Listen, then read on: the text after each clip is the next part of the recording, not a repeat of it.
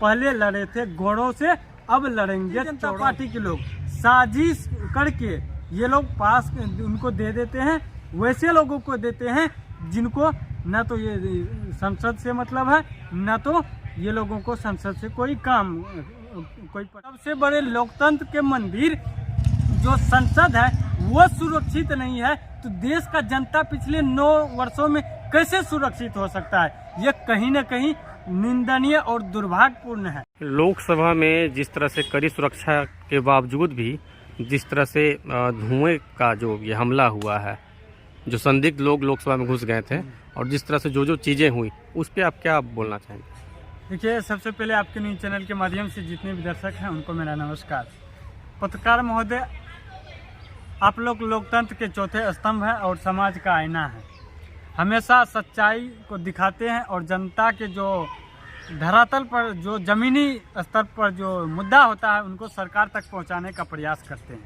लेकिन आज पिछले 9 वर्षों में भारतीय जनता पार्टी के लोगों ने जिस तरीके से जनता के साथ साथ पत्रकार साथियों के साथ हमला और उनके ऊपर अत्याचार और भ्रष्टाचार कर रहा है, कहीं न कहीं ये देश के लिए और लोकतंत्र के लिए, संविधान के लिए खतरादायक है।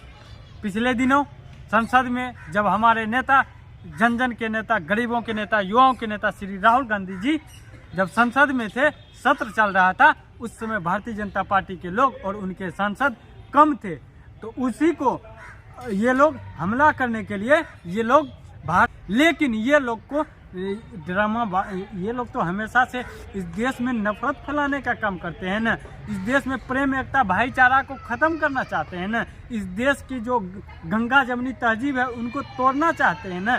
तो ये लोग, ये भारतीय जनता पार्टी के लोग जो लगातार कर रहे हैं कि देश हमारा गर्व महसूस कर रहा है, देश विश्व गुरु में नाम आ गया है, हमारा देश आज सुरक्षित है भाई।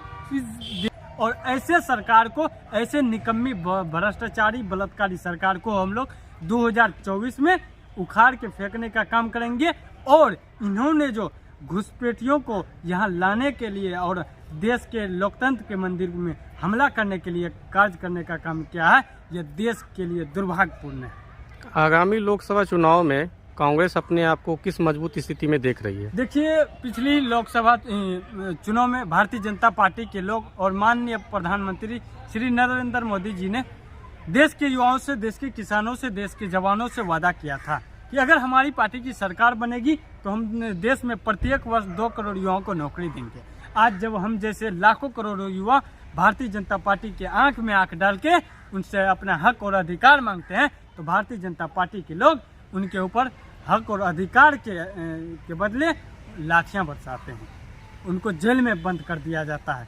क्या हमारा देश का लोकतंत्र और संविधान यही है? एक तरफ आपके नेता, आपके मंत्री, आपके सांसद और आपके गृह मंत्री देश के युवाओं से वादा करते हैं, दूसरी तरफ आपके कठपुतली पुलिस लाठियां बरसाते हैं। कतई नहीं है। आने वाले समय में ऐसे पाखंडी, बलात्कारी, भ्रष्टाचारी पार्टियों को हम लोग एक एक मत के माध्यम से, लोकतंत्र के माध्यम से, संविधान के माध्यम से ऐसे पाखंडी को वैसे ही भगाएंगे जैसे हमने आज़ादी के समय अंग्रेजों को भगाने का काम किया था। अभी हाल ही में जो चुनाव हुआ उसका रिजल्ट कांग्रेस का जो रहा वो काफ़ी ही बुरा रहा, इस पे क्या कहेंगे? देखिए पत्रकार महोदय, आपकी न्यूज़ चैनल के माध्यम से हमने पहले ही बयान में कह दिया कि आप लोग पत्रकार हैं, लोकतंत्र के चौथे स्तंभ है, आप लोग सच्चाई दिखाने का प्रयास करते हैं। देखिए इससे पहले जो 2018 में जो विधानसभा चुनाव हुई थी 5 राज्यों में, उन पे हमारे 3 राज्य में कांग्रेस पार्टी की सरकार बनी थी और हम 2019 के लोकसभा चुनाव में हार गए थे।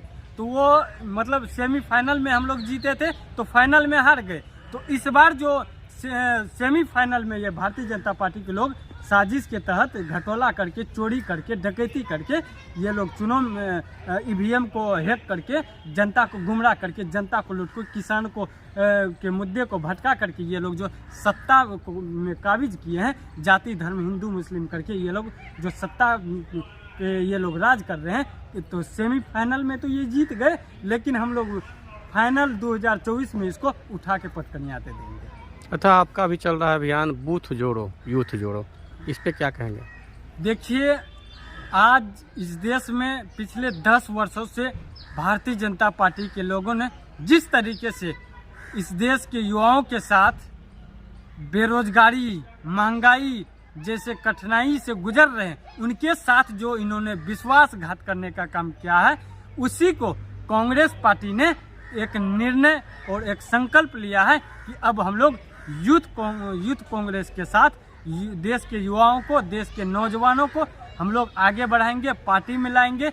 और कांग्रेस पार्टी जो संवैधानिक और लोकतांत्रिक पार्टी है, पिछले कई वर्षों से आज देश की सेवा कर रही है, हम लोग युवाओं के साथ उनके कंधे से कंधे मिला करके हम लोग इस देश को मजबूत करेंगे।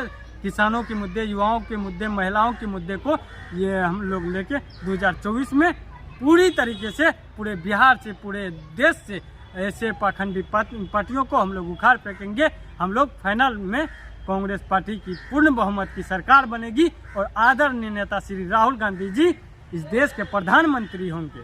परिचय दीजिए अपना। मेरा नाम मोहम्मद अजमेर करीम, प्रदेश प्रवक्ता, बिहार प्रदेश युवा कांग्रेस। ठीक।